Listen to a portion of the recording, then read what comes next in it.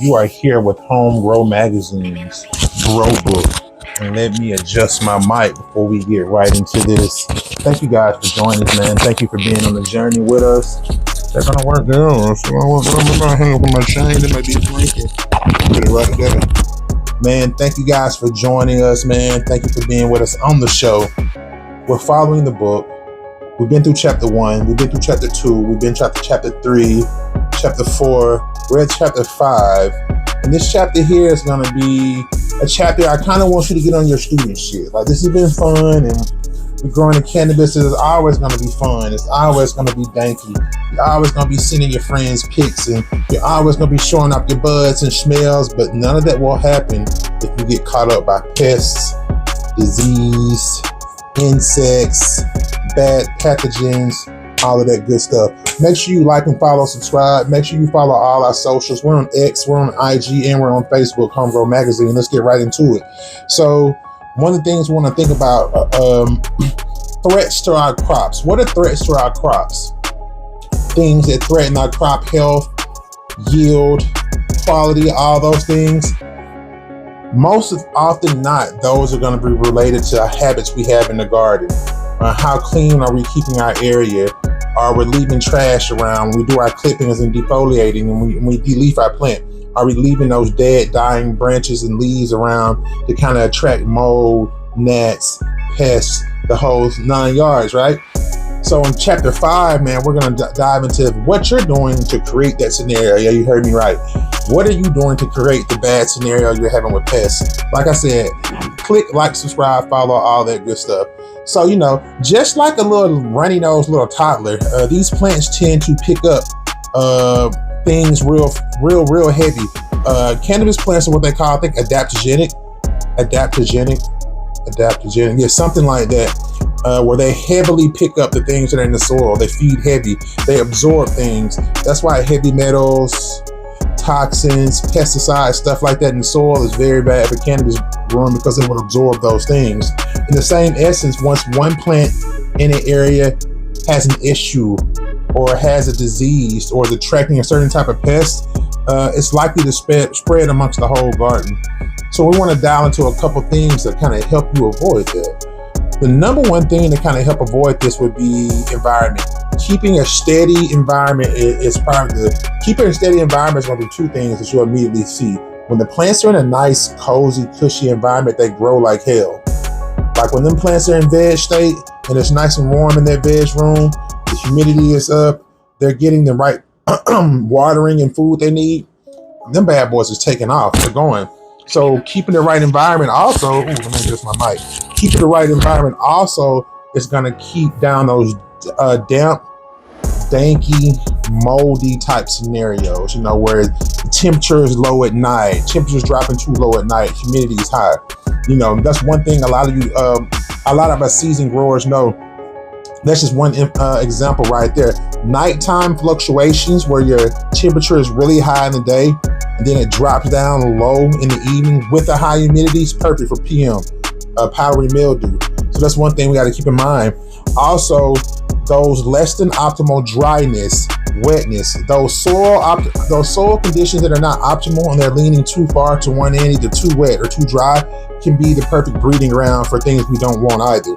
So keeping the right watering on our plants, keeping the right temperature, keeping the right humidity, and keeping the right cleanliness level, all those lead to environment. It's gonna be the first step. Ideally, if we're gonna be in vegetative cycle, we're talking a minimum relative humidity of 45 to 60%. It can be higher than that. It can be 55 to 65 in some places for vegging. And temperature is going to range between, I feel like, anywhere from 75 to maybe possibly 82, somewhere in that range. They create some nice transpiration on the leaves and have the plants in a nice, enjoyable environment. Now, where that's going to change and where disease and things like that become an issue is when we get into our flowering period. Because we got to remember, these plants, like a big fat bud, oh, YouTube, a big fat bud, it's kind of like a big wet sponge in this humid, grow-tent environment. And we all know, what does that breed? Like in the summertime, get a sponge super wet, don't clean it, and just sit it somewhere in that corner in the shower where it just constantly stays wet and moist in that environment. It's going to create mold. So the best thing we're going to do, the best thing we're going to do is create good airflow.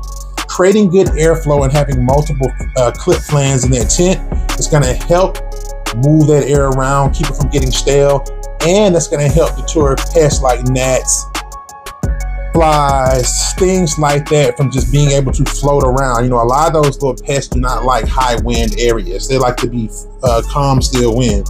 So keeping the right environment, temperature-wise, humidity-wise, and keeping that airflow moving is going to greatly reduce the risk of those thick buds getting mold or having that stagnant air.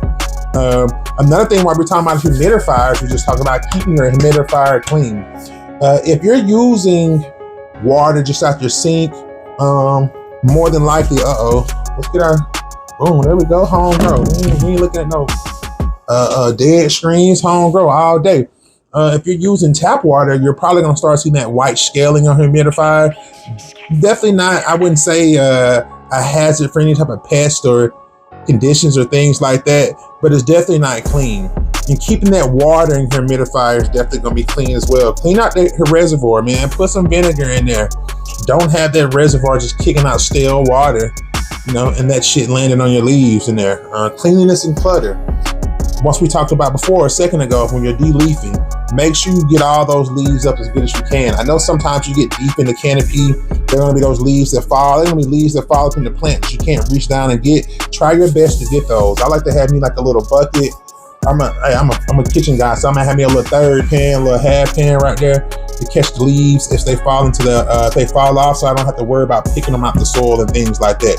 Decaying leaves in the soil is not necessarily a good thing, and a lot of people like to think about living soil and having food on top for worms and things like that. That's a different scenario, because at that point you're creating a whole system that'll help keep those gnats and stuff like that down. But generally speaking, we want to make sure we get all of that up. Man, mites, pests and mites. So here's for my organic growers. I want all my organic growers to understand one thing. I don't care how organic that soil is, how whatever you think it is, whether mumbo jumbo the case, the second you add water to that soil, you're more than likely wetting some larvae for some things you may not want. I'm currently dealing with an issue now with aphids. Man, aphids are a thing you do not want. These jokers can be born pregnant. You heard me right. They can be born pregnant, and the male does not have to be present for them to reproduce. They reproduce asexual. So, and then they have like 3 different life forms.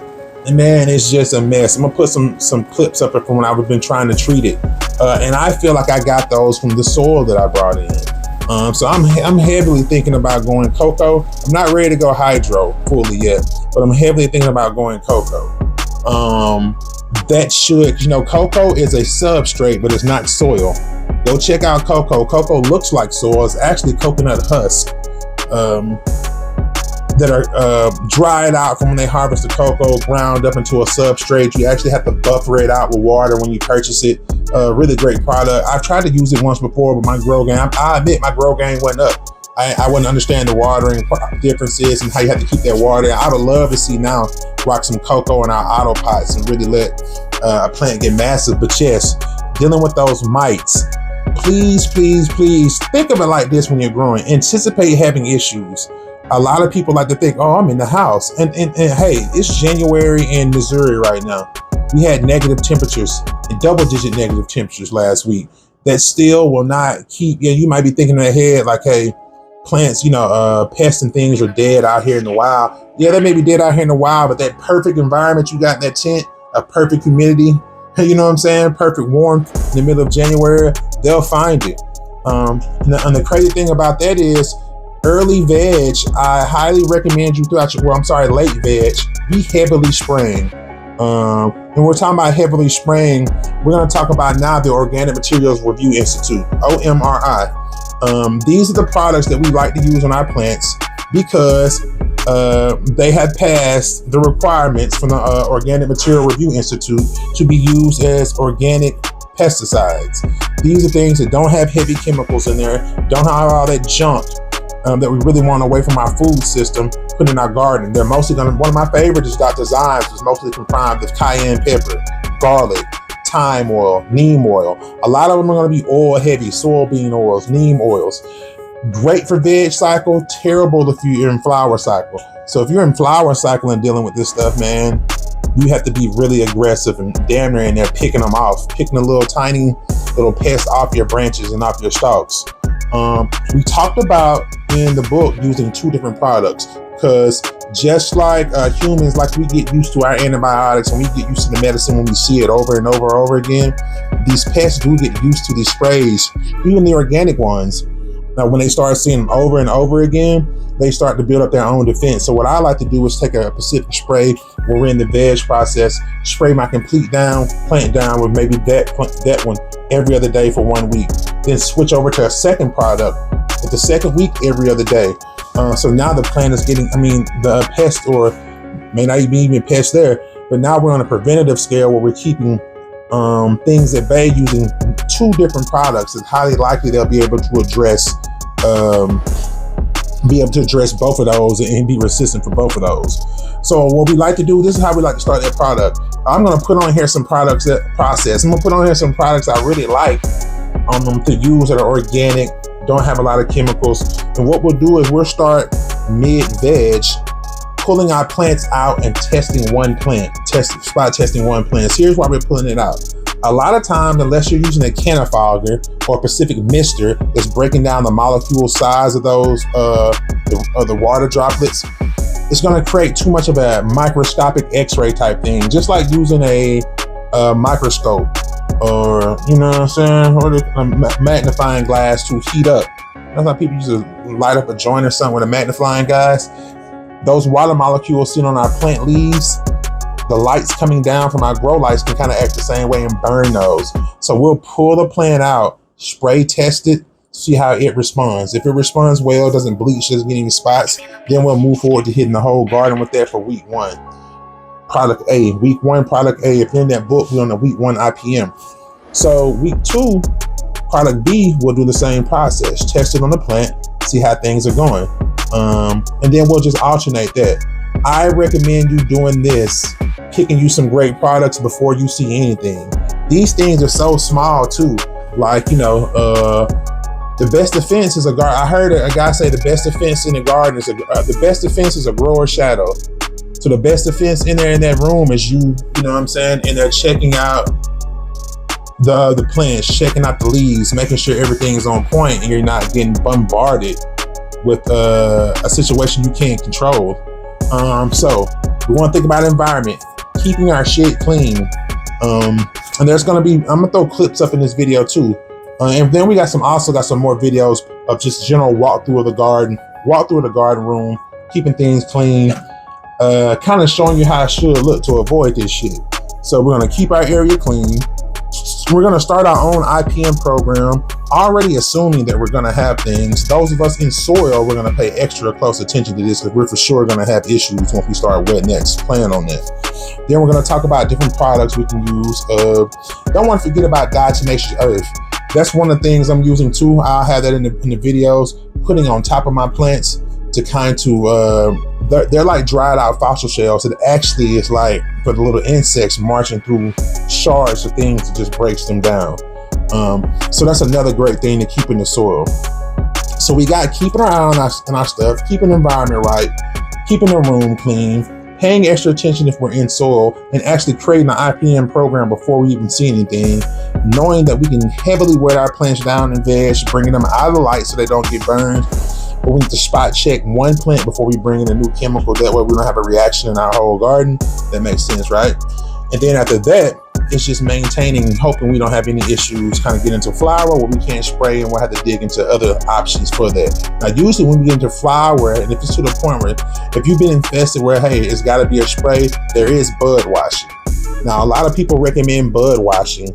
That's literally, filling up a bucket, big trash can, whatever, with the water with a solution like Dr. Zymes, Lost Coast, some of the products I'm going to recommend, and washing any pests or any issues you had PM off